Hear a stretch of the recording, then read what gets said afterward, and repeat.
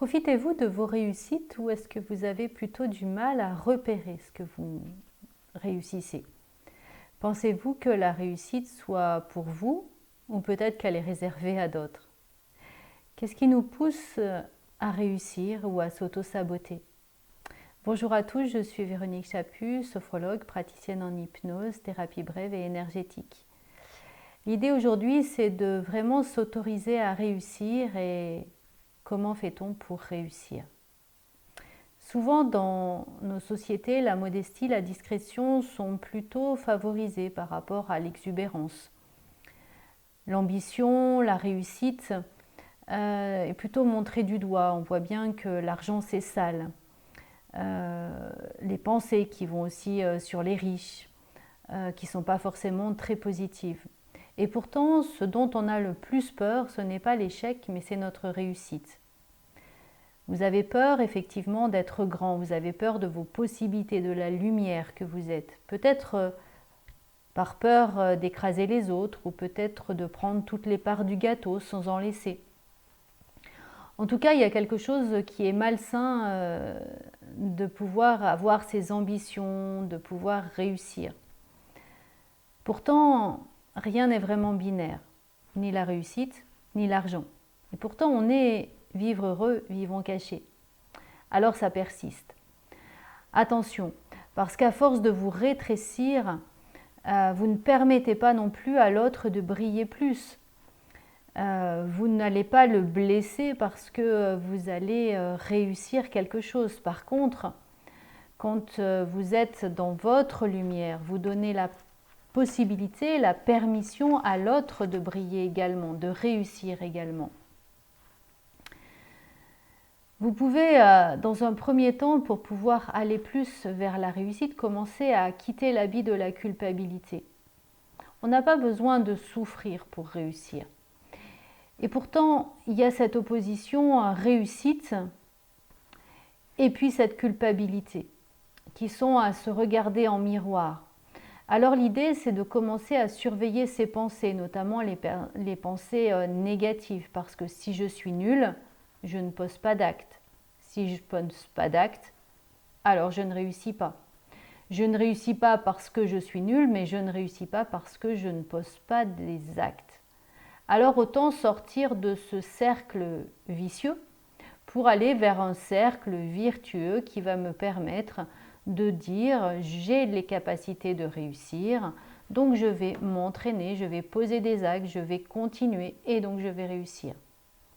Et puis de vous poser quand même la question, c'est quoi réussir pour moi? Quels sont les objectifs? Parce que peut-être que j'ai l'impression que je vais perdre alors que je n'ai juste pas écrit mon objectif. Et l'objectif, c'est important de le poser. Alors vous avez le SMART pour pouvoir vous aider. Cet objectif qui doit être mesurable, qui doit être spécifique, atteignable, réaliste et bien sûr fixé dans le temps. Et ça va être important parce que vous allez pouvoir le mesurer, vous allez pouvoir vérifier s'il est bien présent et donc pouvoir réussir. Vous pouvez aussi faire un tableau des souhaits. J'avais fait une vidéo et puis vous pouvez trouver ça aussi sur internet.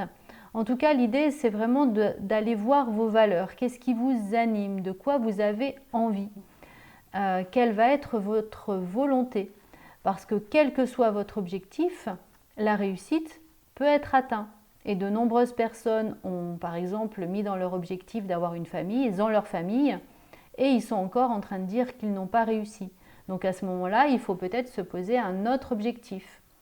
Et puis de regarder quels sont les freins. Est-ce qu'ils sont bien réels ou est-ce qu'ils sont juste imaginaires? Par exemple, beaucoup de personnes me disent j'aimerais bien faire ça mais j'ai pas l'argent ou j'ai pas le temps. Ok, mais plutôt que de faire ça en une seule fois est-ce que vous ne pouvez pas mettre en place d'autres actions qui vous permettent de lever ces freins? Et là, du coup, ces freins n'existent plus. Donc l'idée, c'est vraiment de lever les peurs en posant des actions. C'est la seule solution pour lever une peur, c'est de poser une action. Si j'ai peur de parler en public, je dois commencer à parler à une personne, puis deux, puis trois, puis 10, puis 50, puis 100. Et là, je n'aurai plus peur parce que toutes les actions que j'aurai posées m'auront permis de faire un pas de plus vers mon objectif. L'idée en tout cas, c'est que vous mettiez l'énergie là où vous voulez aller et non dans les doutes. Une grande partie des personnes mettent énormément de temps dans les doutes, à se refaire l'histoire, et si ça ne marche pas, et qu'est-ce que je vais faire, et comment ça va faire, au lieu de poser des actes pour réussir. Donc l'idée, c'est vraiment de mettre l'énergie là où vous voulez aller, et de commencer par visualiser le positif. Plus vous allez visualiser l'état final, ce que vous voulez réussir, finalement obtenir, et plus vous allez formater votre esprit pour pouvoir y arriver.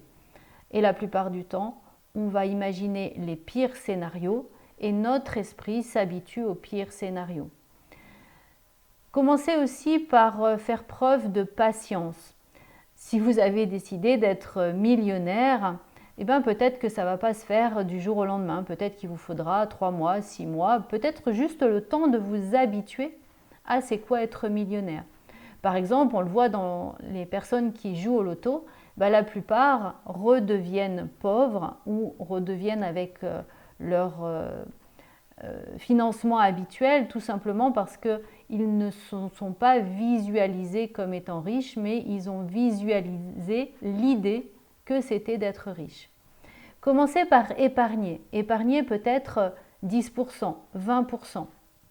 Effectivement, l'idéal étant 20% de ses revenus, on les épargne pour pouvoir commencer à sentir cette sécurité qui est présente. Et plus la sécurité va être présente, et plus effectivement vous allez avoir envie, par exemple, de pouvoir placer votre argent, de pouvoir poser des actions en fait qui seront de plus en plus pertinentes.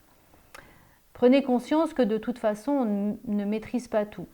Donc, acceptez ce qui est et pouvoir vous dire, avec ce qui est là maintenant, qu'est-ce que j'ai envie de faire? Donc, finalement, chaque jour, vous avez des nouveaux choix. Et ces choix qui sont bien sûr logiques vont appeler à des décisions puisque vous ne pouvez pas maîtriser tout. Donc, comme on ne maîtrise pas tout, on décide, on prend un risque, on est responsable de qui on est. En tout cas, restez bien sur l'idée que l'échec est la réussite et ça passe par un apprentissage et l'apprentissage par des actes. Vous voyez que tout se tient et l'idée c'est vraiment de sortir, de changer son énergie, changer son mode de pensée pour pouvoir repartir avec plus de facilité et engendrer la réussite. J'espère que cette vidéo vous aura apporté plein de petites astuces pour pouvoir trouver une nouvelle voie pour vous. N'hésitez pas à vous faire accompagner dans ce sens. Et puis bien sûr, si la vidéo vous a plu, likez, partagez et puis abonnez-vous à la chaîne. Passez une belle soirée.